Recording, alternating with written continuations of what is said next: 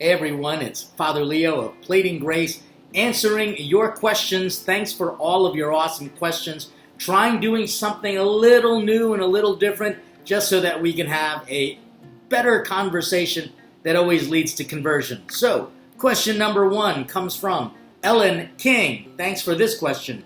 How do you decide on what kind of penance to give after a confession?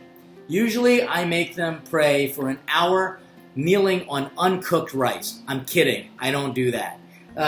The whole idea of going to confession is, in a sense, penance enough, because we know it takes a lot of energy and a lot of effort to actually go to confession. So, in a sense, the penance really isn't the thing that forgives you.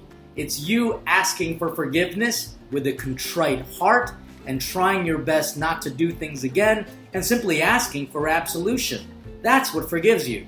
The penance that the priest gives to you is connected to a couple different things. One, it's connected to giving you a chance to just say, I'm sorry, and I'm not simply taking advantage of the confession, and therefore I'm going to do something a little above and beyond extra.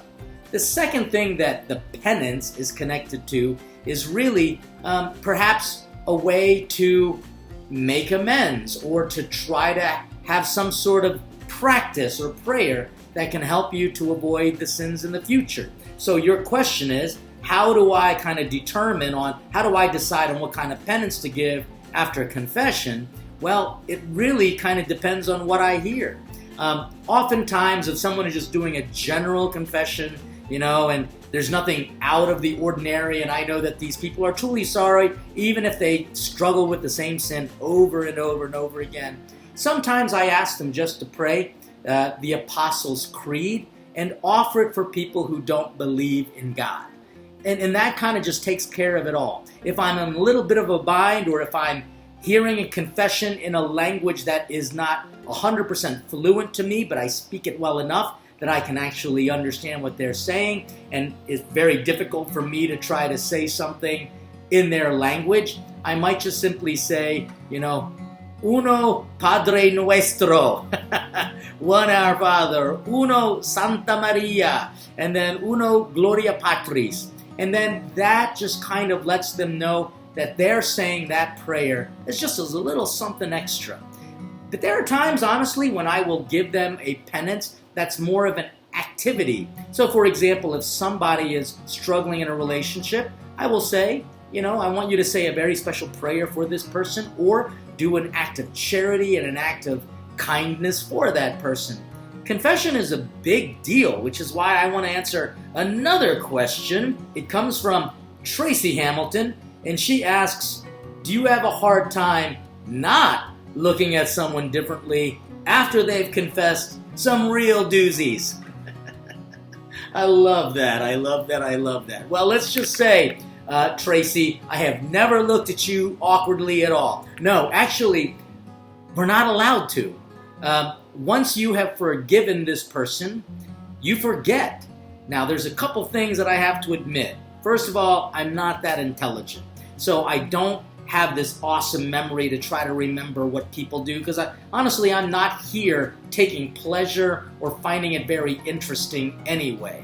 Please remember that I have heard confessions for prisoners, so I've heard it all. But after a while, all I begin to see is really just the sorrow, the desire, and more importantly, the holiness of that person that took the effort to try to ask for forgiveness. So I'm not looking for it. And I can tell you that like 99.999% of the priests that I know, they're not out to hear this and take pleasure and to put it to memory. Why? Because you're just one of many fish in this pond of our Catholic faith, and we don't really care about those things necessarily. We care more about you and how you can deal with the things that you struggle with a little bit better. So, have I found it difficult not to look at someone differently? Well, first of all, I can't see through a screen, so if you're going to have some doozies, you could always confess by way of behind the screen, so to speak. But if someone wants to talk pastorally, I can tell you that the look that I have on people is no longer awkward. It's compassion, love, and gratitude. It's the same look that the Father had when he welcomed his prodigal son back to his home and back into his heart. I hope that these answers made sense for you. Thank you for your awesome questions. We have more. So if you want me to answer some of your questions and I pick it out, I not only give you a shout out, I think I'm going to give you a follow. And more importantly, hopefully we'll keep each other in prayer. Between now and then, stay hungry.